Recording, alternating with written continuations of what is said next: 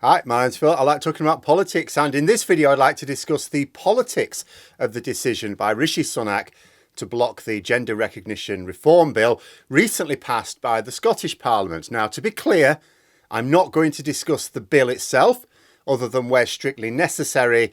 This could be any bill. What I want to discuss is why Sunak feels that he can use an unprecedented power to block it, and why I think this is a political move in exactly the same way as his action on strikes and asylum, nothing to do with the ordinary business of government.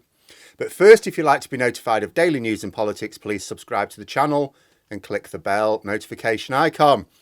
So as I said, I'm not going to discuss the rights and wrongs of the bill itself. The reason for this is partly because it's irrelevant to what I want to discuss, but why don't I do another video about the bill itself? It's because I don't really know what all of the rights and wrongs objectively are. There are a number of topics I'm happy to discuss around the politics because I can be confident of what I'm saying. If I want to talk about constitutional matters, as I'm going to here, I can read what constitutional experts say and have done, and I can know, oh, they seem to be in agreement, and be confident of what I fold into my commentary. Same thing for general legal issues, matters on Ukraine, Brexit, economics in general, trade, healthcare issues, and so on. You know, but there's no such thing for trans issues. There are people on both sides who toxify the debate, and it's incredibly hard to identify a group of people who could be considered experts. And when you do think you've found some, there's no agreement. And the issue here is that we're talking about a group of people who are likely to have had a tough enough time as it is regarding their identity, and they find themselves in a tug of war by people, you know, social commentators and so on, some of whom will be well-meaning on both sides, but it's not helping. And now Rishi Sunak has made them a political football for his culture wars by blocking this bill. Now, you may well ask, I'm going to go through this sequentially here, you may well say to yourself, well, hang on a minute, if I don't know enough about the bill itself to pass judgment, how do I know that it's the Tories using this for culture wars? How do I know, for example, that the SNP didn't deliberately enter the odd clause that they knew would wind the Westminster government up and force this action so that they could say, oh, here's another reason why we should be independent? Reasonable question. The answer lies in two parts: the voting record for the bill and the mechanism by which Sunak is seeking to block the bill. So voting first. The bill had strong cross-party support. First of all, the result of the vote was 86 votes in favour, 39 against. Remember, the SNP do not have a majority. This is a victory the likes of which the Westminster Tory government has never achieved for any of its controversial bills. And yet, if any of their legislation were to be blocked by anyone else, including the House of Lords, the Tories would be spitting feathers. Imagine, let's say the Conservatives had control of Holyrood and a Labour Westminster government blocked one of their bills. They would go mad. But it's not just the strength of the vote. It's that every party voted for it. Even two Conservative MSPs voted in favour of this bill. Whereas the only party who recorded votes against, other than the Conservative Party, were ironically the SNP. So the five major parties with representation in Holyrood, a majority of all but one of them voted in favour, and only two of them recorded any votes against. On every level, this was a bill with strong support in Scotland. It was passed by a huge margin. 4 of the 5 parties voted strongly in favour. All of the MSPs who voted in favour represented a clear majority of voters. But you look at some of the controversial legislation that the Tories pass in Westminster, where, by the way, they do not represent a majority of voters, let alone a large majority of voters. And they don't even make an effort to get cross-party support. They don't even say, well, look, let's see if we can get cross-party support. Oh, well, we tried and failed, but we've got the majority, we're going to go ahead anyway. They don't even do that. I was talking this week about their anti-strike legislation. Not a single other party in Westminster backed it. Not one. Yet it's still going to pass and become law. Same with their other dodgy bills. So many questionable new laws under this government, all without any support from other parties. Yet nobody can touch them until we get a new government. Now, all that being said, Westminster is the national parliament. Holyrood is a devolved parliament.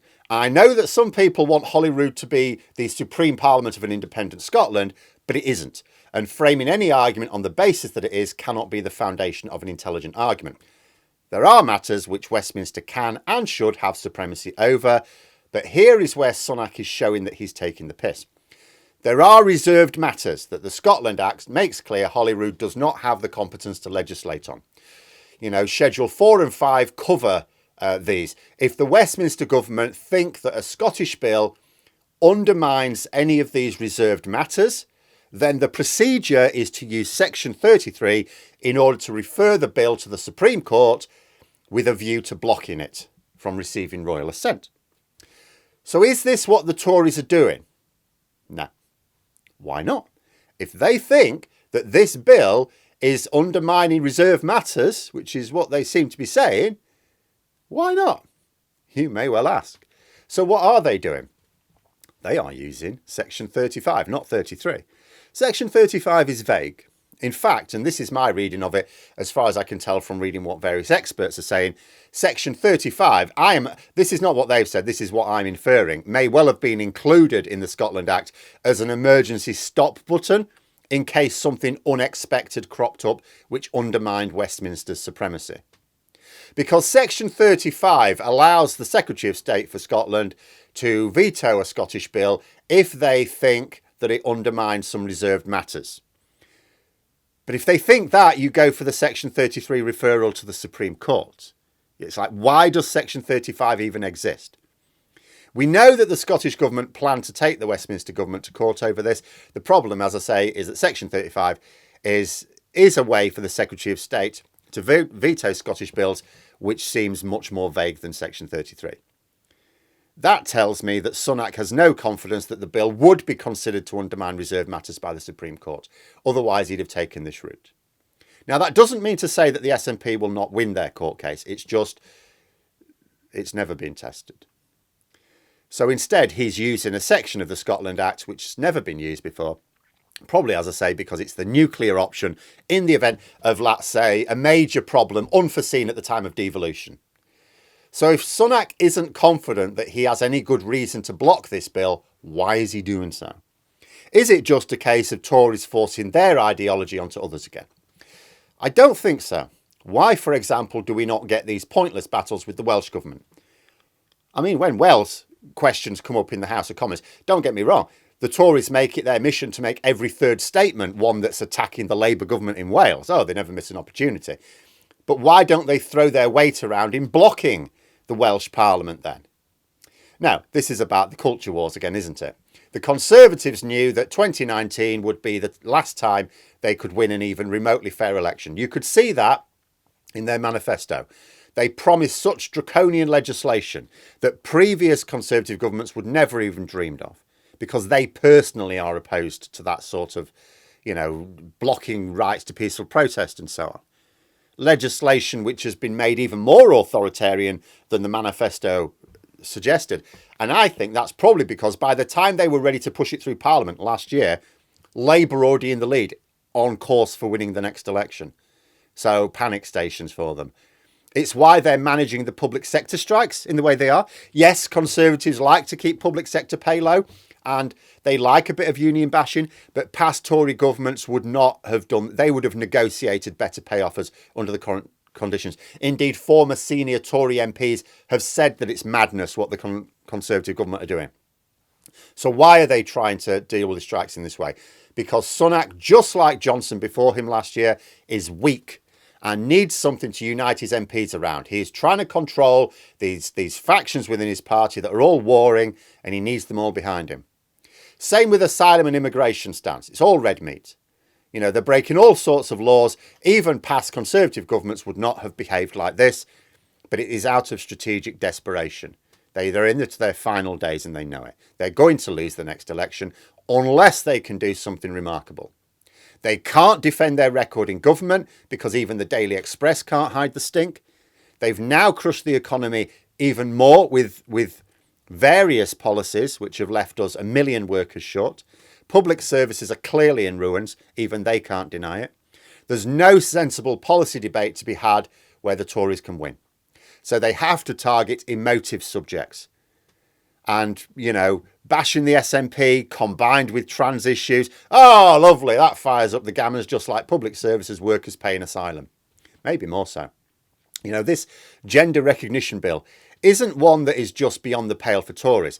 2 of them voted for it.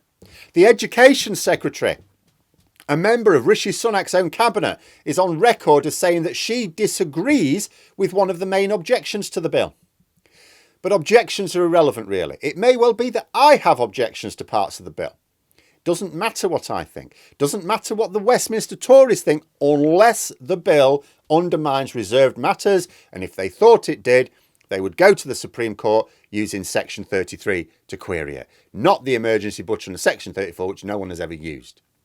What I definitely object to, however, is yet another vulnerable group of people who need and deserve some compassion and some reasonable debate from the custodians of our society being kicked around as the new political football by a group of selfish, destructive arseholes who are throwing their toys out the pram because the public are unlikely to vote for any more of their shit at the next election. But there we are. Those are my thoughts. Let me know yours in the comments below. Hope you found the video interesting. If you did, please click the like button. And if you'd like to support the channel further, the join button for memberships. And until next time, I'll see you later.